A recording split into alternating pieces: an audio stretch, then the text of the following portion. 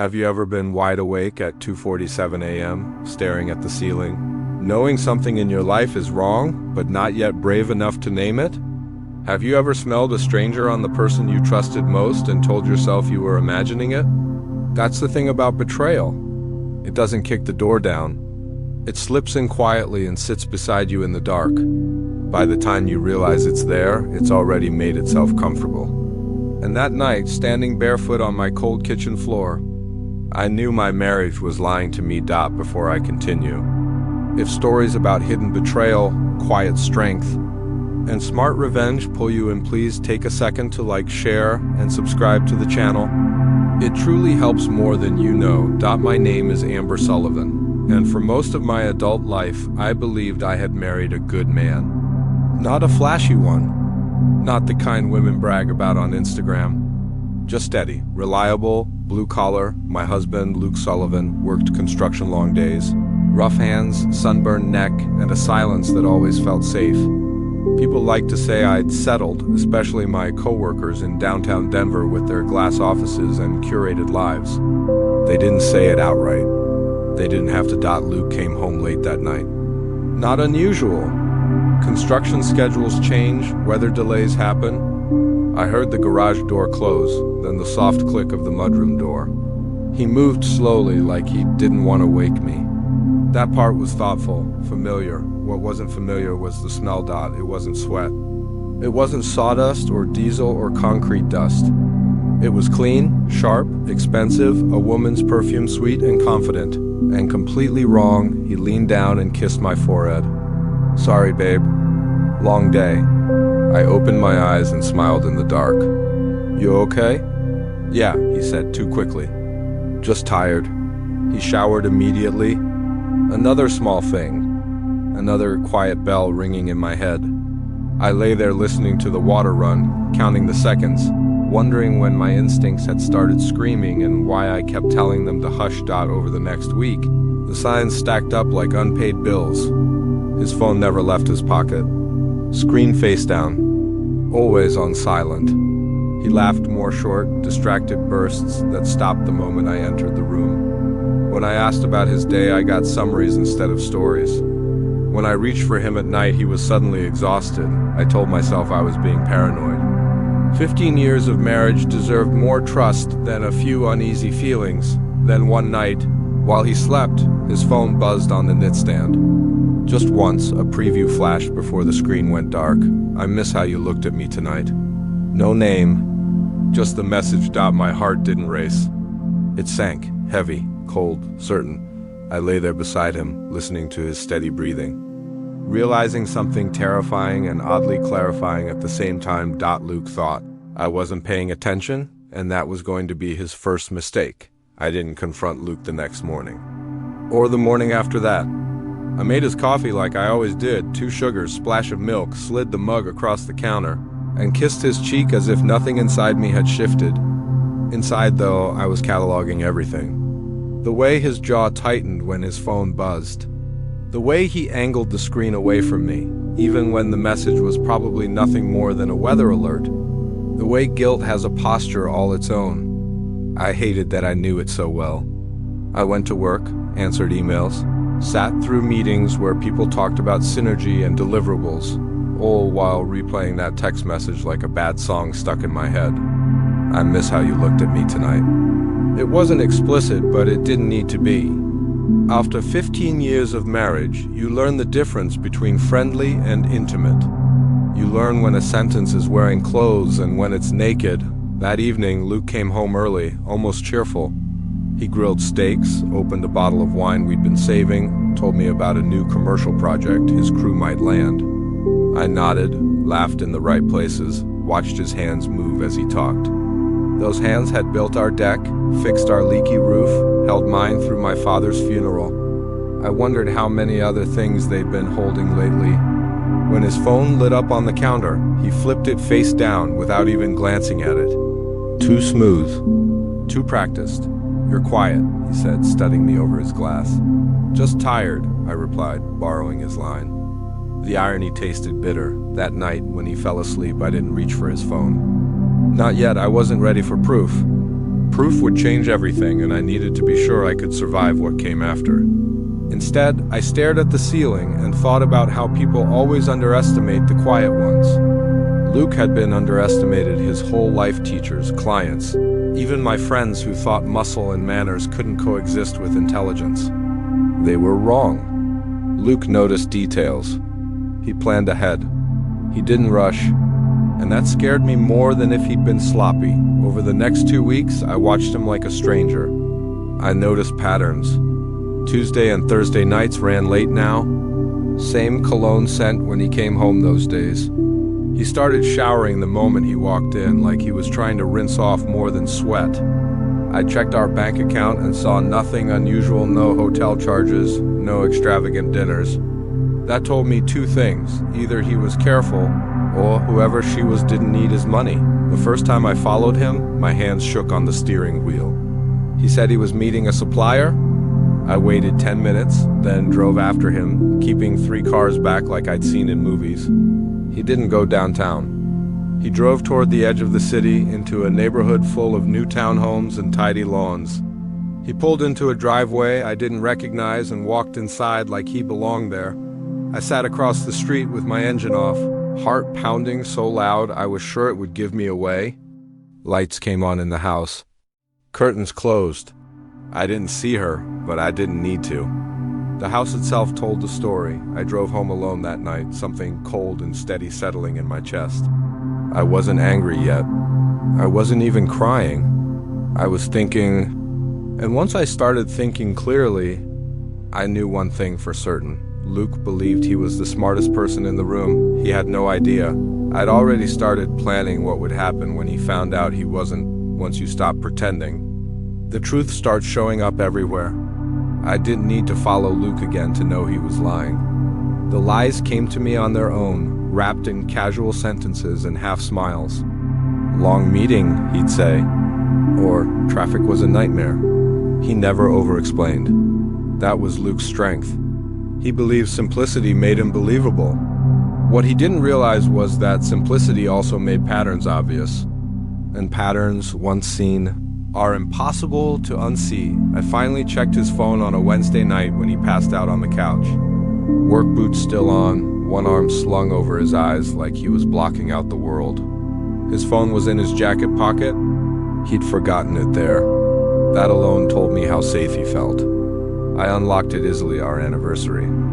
15 years of muscle memory working against him. The messages weren't graphic. That surprised me. No explicit photos. No filthy paragraphs. Just intimacy disguised as conversation. Inside jokes, compliments, shared. Complaints about spouses who didn't understand. Her name was Vanessa Reed, marketing. Executive, divorced, lived. Alone in a new development near Cherry Creek. The house I'd watched him walk into. The worst part wasn't the flirting. It was the respect he gave her. He asked about her day. He remembered details. He reassured her when she doubted herself. Things I hadn't realized he'd stopped doing with me. I locked the phone and slid it back into his pocket, my hands steady in a way that scared me. I felt like I was standing outside my own body, watching a calmer, sharper version of myself take over. The next morning, I didn't cry. I packed his lunch. I kissed him goodbye. I told him to drive safe.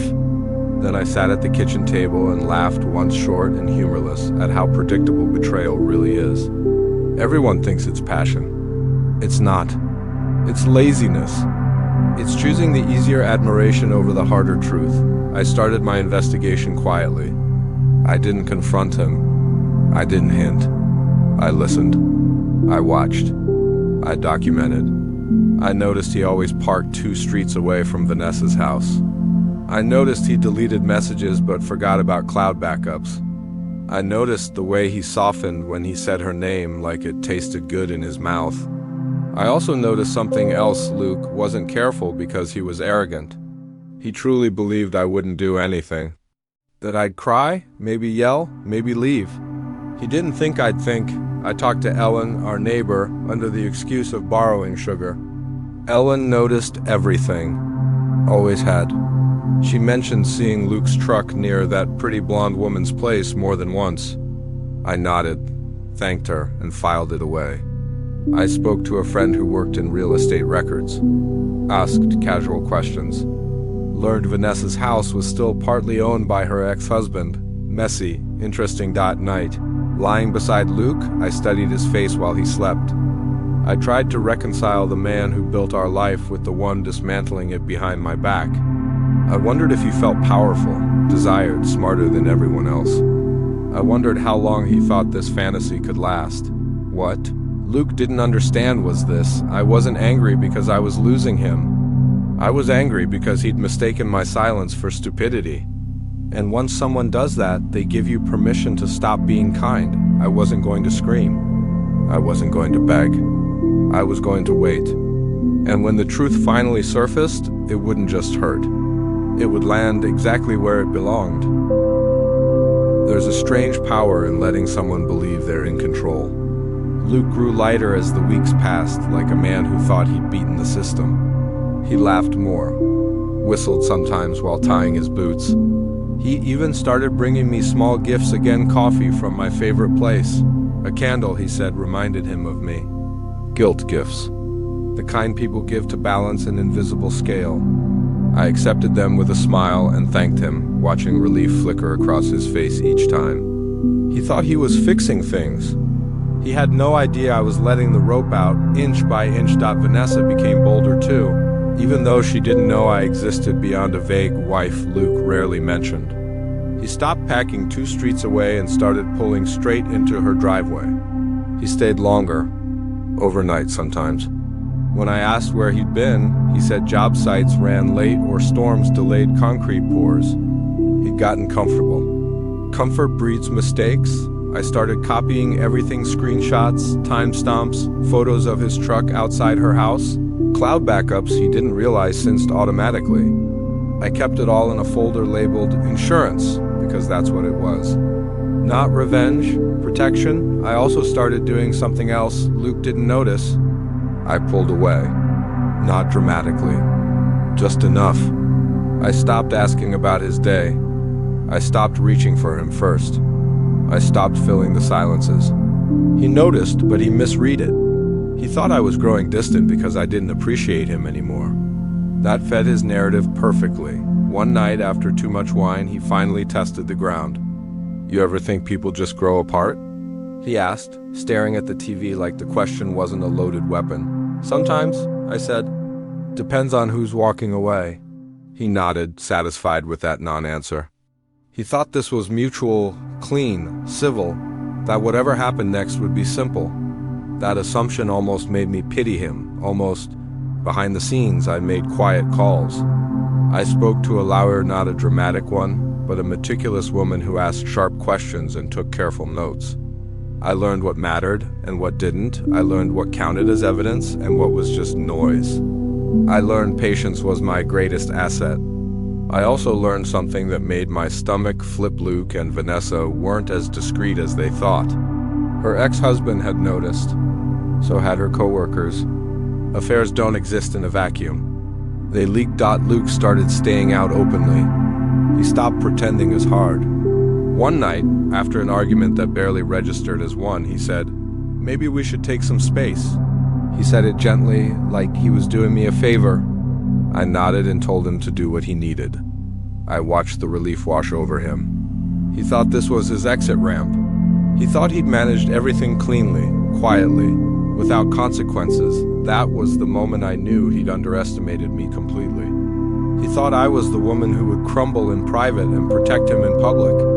He thought I'd fade. Instead, I was sharpening the blade with every calm breath I took. I wasn't going to expose him in anger. I was going to do it in daylight, with witnesses, and with the kind of precision that leaves no room for denial. And Luke, blissfully unaware, walked straight toward it smiling. I didn't choose the day randomly.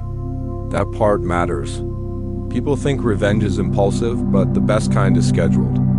Luke's company was hosting an open house event, new commercial build, ribbon cutting, local press, clients, investors. He'd mentioned it weeks earlier, proud and distracted, already imagining himself standing next to Vanessa like she belonged there. I told him I'd come. He looked surprised, then pleased. He thought my presence meant forgiveness. He thought wrong again. That morning, I dressed carefully. Not flashy, not meek, just confident. Navy dress, simple heels, hair pulled back. The version of myself people trusted. The version that didn't look emotional or unstable or hurt. That's important in moments like these. No one listens to the woman who looks like she's unraveling. They listen to the one who looks composed. The event was crowded. Music, catered food, speeches echoing off concrete walls that Luke's crew had poured with their own hands. I spotted him across the room immediately. He was laughing with Vanessa, her hand resting comfortably on his arm. She was beautiful in a polished, effortless, way-tailored blazer, perfect smile, eyes that assessed rooms like opportunities. She looked at me once, briefly, with curiosity, then dismissed me as unimportant.